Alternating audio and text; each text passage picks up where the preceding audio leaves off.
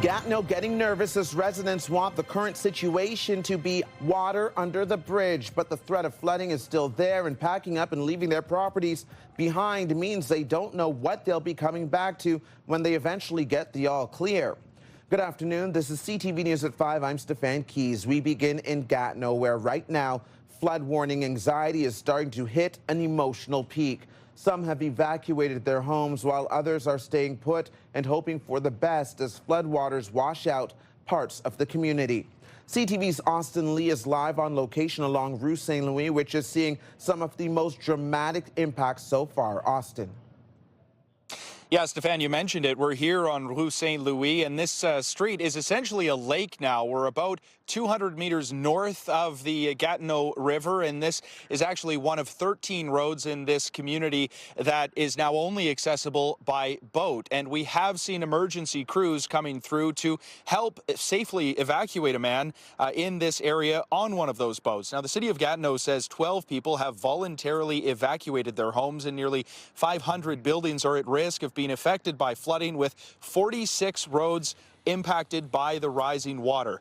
The peak water level down 15 centimeters from the city of Gatineau's previous forecast. That is good news, but people are still on high alert, and officials are bracing for another surge of floodwater in the coming days. They must keep their dikes. They must still be prepared for what can come next. It's very hard to say exactly what will come next, but what we know for sure is that there is always 2 periods of time where the water rises, so there will be a second flooding. To what extent, we don't know. So far, this situation is not nearly as bad as the floods that were seen in this area back in 2017 and 2019. But again, this is obviously a fluid situation. And this area specifically of Gatineau is no stranger to floods. Back in 2017 and 2019, there were plenty of floods. And just over here to my left, there are some lots. They are now vacant because those homes were demolished due to the previous floods. Back to you, Stefan. All right, CTV's Austin Lee reporting live on location for us. Thank you, Austin. Remember that area well from those previous flood times. In other news, a vehicle has ended up in a lake near Napanee, and now there's a heavy investigation to find its occupants. Ontario's police watchdog is now taking the lead, as it appears the vehicle may have left the road during an OPP pursuit.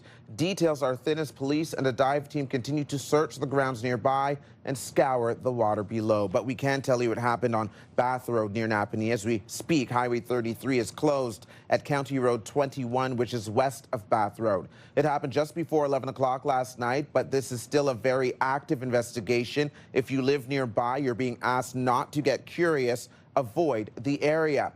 Back here in Ottawa, police say a man was stabbed in the Bells Corners area this afternoon. Police were called to the West End intersection of Moody Drive and Robertson Road around 12:45 p.m. Ottawa paramedics say the victim was found behind the McDonald's and that he was taken to hospital in critical condition. However, he is expected to survive the attack. The suspect remains at large, but police say there's no known risk to the public.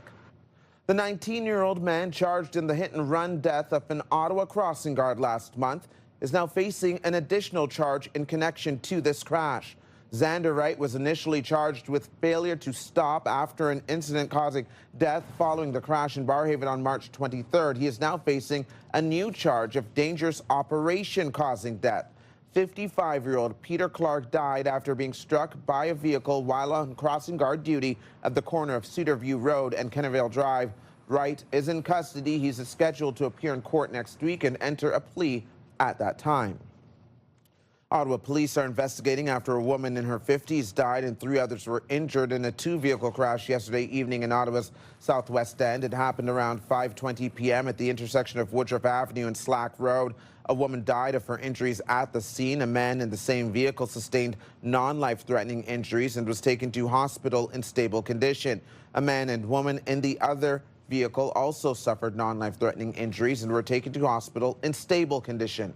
Anyone with information on the crash or who may have dash cam footage are being asked to contact Ottawa Police. Ottawa's paramedic chief says first responders are being assaulted, and that will not be tolerated. This after paramedics and a police officer were assaulted in 3 separate calls just last week.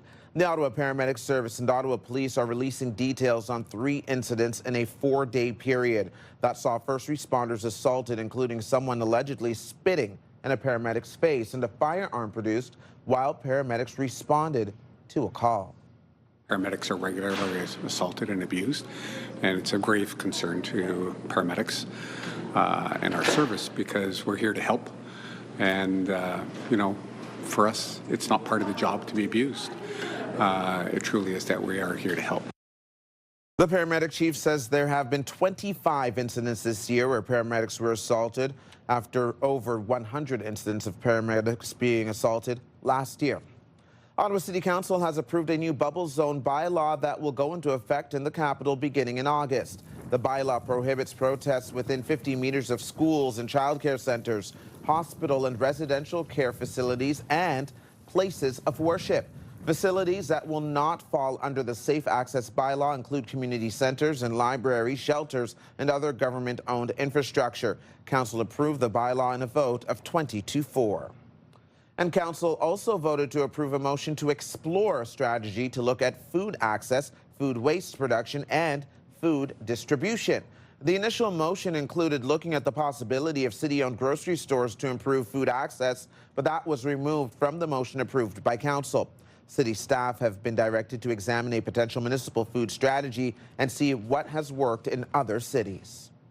Ottawa Police are looking to build a new training centre in the city's south end at a cost of more than $200 million. The new training facility would be located at 3505 Prince of Wales Drive, directly beside a new South End campus being built by the police force. The Ottawa Police currently have 8 training facilities scattered across the city, most notably Algonquin College's firing range. But in 2024, the college issued notice to the Ottawa Police that it could no longer use the range by March 2033. Ottawa Police say losing that location was a major factor in the decision to build a completely new one. Ranges are very difficult to get, and we've found that through this process. There are several ranges in the city.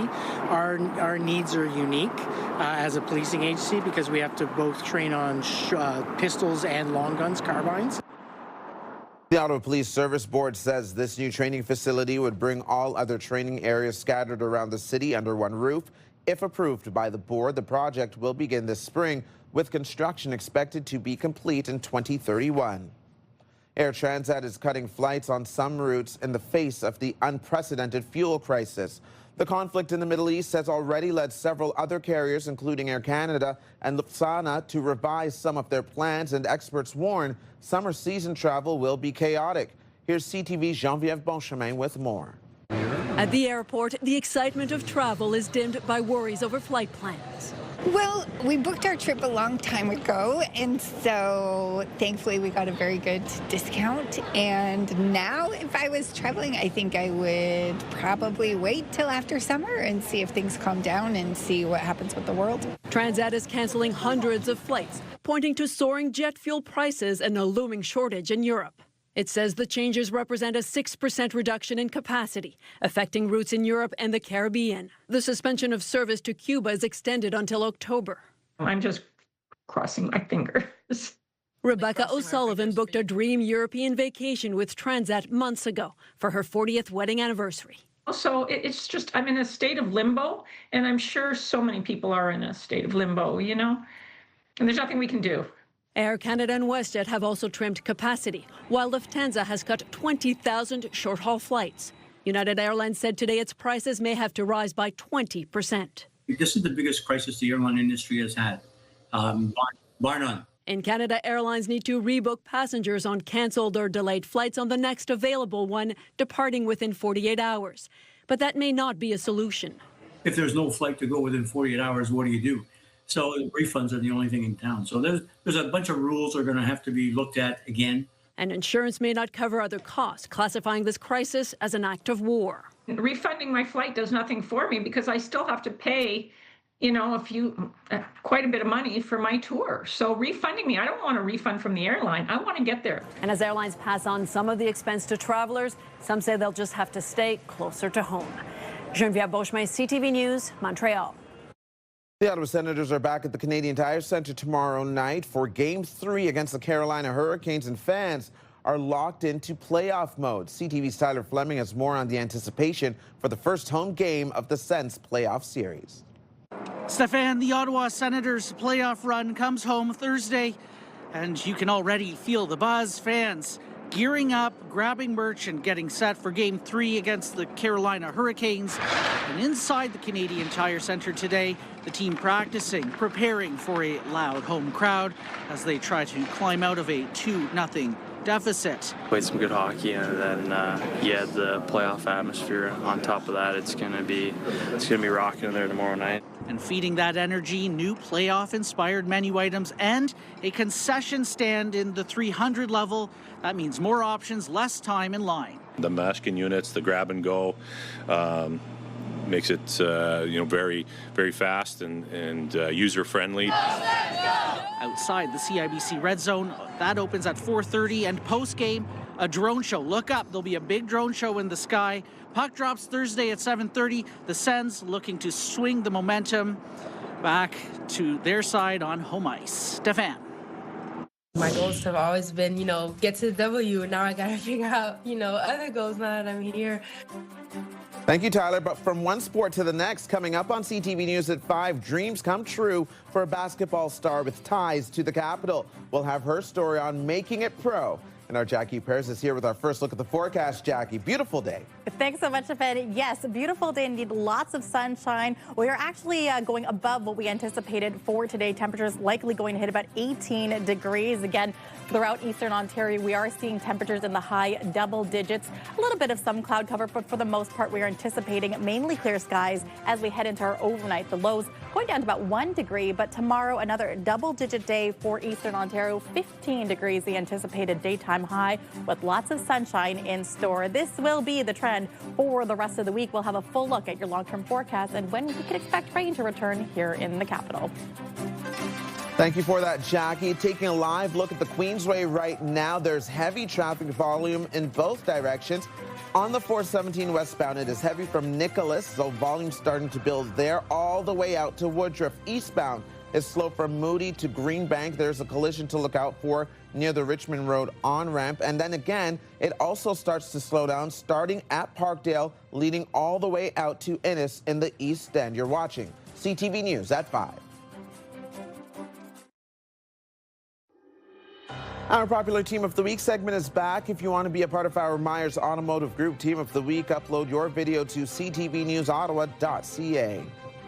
Well, a basketball phenom with ties to the nation's capital is taking her game to the pros. Cassandra Prosper tipped off her career playing high school basketball here in Ottawa, and her career will reach new heights, making her debut in the WNBA next month. CTV's Kimberly Fowler spoke with the rising star and is joining us live with more on this. Very exciting for her, Kimberly. Absolutely, Stefan. Now, from Capitol Court Academy here in the nation's capital to the U.S. Capitol, Cassandra Prosper was the 19th overall pick by the Washington Mystic in the 2026 WNBA draft. Now, at 17, the Montreal-born basketball star moved to Ottawa to take her game to the next level, enrolling in the Capitol Courts Academy and playing for Carl Wilson Secondary School. Then from Ottawa, Prosper enrolled early at the University of Notre Dame, also represented Canada on the Olympic stage in 2024. Then after a breakout senior year with the Fighting Irish, Prosper decided to forego her final year of college to enter the WNBA draft. Making that decision for myself, I was like, this is my last year in college, and I want to finish college in a way that I'm proud of and in a way that I know I gave my everything to my training. And then that summer, I got a mental coach, but I also went and trained in LA with my brother for 2 weeks. And basketball runs deep in the family. Both parents played basketball in Concordia University, and her brother, Olivia Maxine Prosper, he plays for the Memphis Grizzlies, making them the first Canadian-born brother-sister duo to be drafted into the WNBA and the NBA. Now, we also spoke with Prosper's coach, Fabienne Blizzard, from the Capitol Court Academy, who says she was a special talent early on, knowing she had a bright future ahead of her. Steph. What a story for that family. CTV's Kimberly Fowler reporting live for us. Thank you, Kimberly. Thanks. Coming up on CTV News at 5, a new mandatory test high school students in this province will need to pass in order to graduate. We'll have those details shortly. Coming up on CTV, starting at 7, you can watch E-Talk, The Big Bang Theory, Master Chef, The Floor, and an episode of Shark Tank, all before the late edition of National News starting at 11. You can leave the umbrellas at home as Ottawa continues its stretch of double-digit warm temperatures this week, and we are getting a much-needed break from the rainy weather. With another check on the forecast, Jackie's joining us live in studio. Jackie. Well, thanks so much, Stefan. Yes, leave the umbrellas at home. We've got lots of sunshine. We're finally anticipating and feeling those spring-like conditions. Here's a live look through our Centennial Glass Sky Cam. It is 17 degrees out there right now. The sun is shining down on Macdonald-Cartier Bridge, and a reminder that the sun is going to be setting closer to 8 p.m. So take advantage of the wonderful weather. Get outside, enjoy the fresh air. These clear skies will continue into the overnight hours. Pretty mild temperatures as well, so it is going to start to cool down from this 18 degrees that we are experiencing. So bring a light jacket tomorrow morning. While it will be mainly sunny skies, parts of Pembroke, Renfrew, even Smiths Falls and along the Seaway could be cloudy, but here in Ottawa, mainly sunny skies is anticipated for most of our Thursday. Temperature-wise, look at this. Again, 3 degrees to kick things off, but we are warming up to another 15-degree day here in the capital. Very similar conditions as we look towards the valley. 0 overnight, 13 tomorrow, the daytime high. Lots of sunshine as well, including in the Seaway. 14 degrees is the anticipated daytime high. A closer look as we extend into Friday. Again, another sunny day, 7 a.m. Lots of sunshine, no cloud in sight or cloud cover, and this will carry on into the weekend. This is the good news. Look at these temperatures across the board. About 15 degrees for tomorrow, 13 for Friday and Saturday, another 15-degree high anticipated for Sunday, and 16 degrees for Monday. And look at this, for the next 5 days, no precipitation in sight. Weather is brought to you by Manotick Tree, complete tree care from start to stump. So we've been telling everyone, especially for this week, after weeks or days of lots of heavy rainfall, this is the ideal week. We're anticipating some precipitation to roll in early next week, Stefan. So we tell everyone, take advantage of the next few days. No, definitely. Finally feel as though I can detail the car and get all that winter gunk gone. Thanks, Jackie. And here's a look at the stories you're checking out right now on our website, ctvnewsottawa.ca. All of our top stories that we've shown you thus far are there. So if you need a reminder of all the details, just go to our homepage. You can click through the pictures. But I also want to let you know that if you are a hockey fan, sometimes we change the tabs up top. There is a tab for Senators playoffs right there that will take you to a page that features just the team during this playoff run. Making a commitment of $2 million over the next 10 years. Coming up on CTV News at 5, a sizable donation to Ottawa's Children's Hospital and why the donors chose Earth Day to make this announcement. Stay with us. Get the latest live local breaking news. Sign up now for our morning and evening CTV News Ottawa newsletter. The best local content from CTV News, Your Morning Ottawa, and News Talk 580 CFRA. Get it all in one place. Sign up now at ctvnewsottawa.ca. The CTV News Ottawa newsletter is brought to you in part by CAA Business.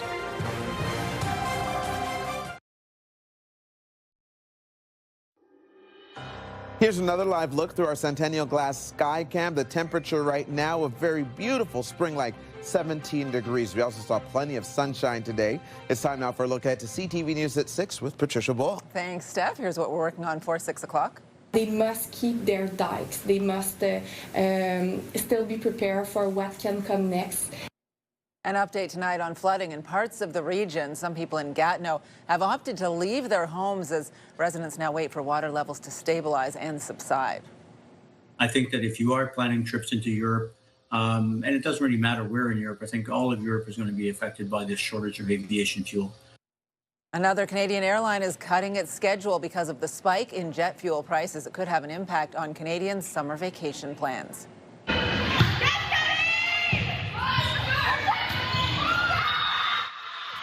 And we will introduce you to our Myers Team of the Week. The Ottawa Fusion U15 Red volleyball team will be here with us in studio, and they will bring some energy, no doubt. All of that and more coming up tonight on CTV News at 6. That's right after the early edition of CTV National News with Sandy Ronaldo at 5:30. Steph. Thank you, Patricia. Now the final 5 other stories we're following today. One of Canada's biggest banks is donating $2 million to CHEO. Our vision is to boldly grow the good in business and life, and we understand that we're in a position where we can provide capital to organizations and partner with them in a way that can really have an impact on the sustainable future. Chio says BMO made the donation to mark Earth Day. The money is intended to support sustainability initiatives at the Children's Hospital. Ontario high school students will soon need to pass a financial literacy test in order to graduate. Education Minister Paul Calandra says students need practical, real-world skills, and that includes how to manage money and budgets. Financial literacy is taught in grade 10 and will come with a mandatory test. Students will need a grade of at least 70% in order to pass. OPP say several vehicles have been damaged after hitting a large pothole on Saint Laurent Boulevard. The pothole was just before the Highway 417 eastbound on-ramp. Police say at least 6 vehicles sustained tire or rim damage. The city's road repair crews were called to the scene to fill the pothole. The City of Ottawa insists the field at TD Place will be ready for Atletico Ottawa's home opener this weekend. Construction on the new arena began in December as part of the Lansdowne 2.0 plan. Trailers and equipment were on the field at TD Place through the winter, and the turf was temporarily removed. The city says it has reinstalled the turf, and it will be ready for Sunday's game when Atletico hosts Vancouver FC. Success, not sit back on those leads. With just 2 regular season games left for the Ottawa Charge, the team is on the verge of clinching a playoff spot. That could happen tonight if the Charge win their game in regulation time against the Fleet in Boston. It comes after Saturday's big 5-1 win against the New York Sirens. The Charge also play at home this upcoming Saturday against the Toronto Scepters. That is CTV News at 5. I'm Stefan Keys. Thank you so much for watching. The early edition of National starts right now. We'll see you at 6.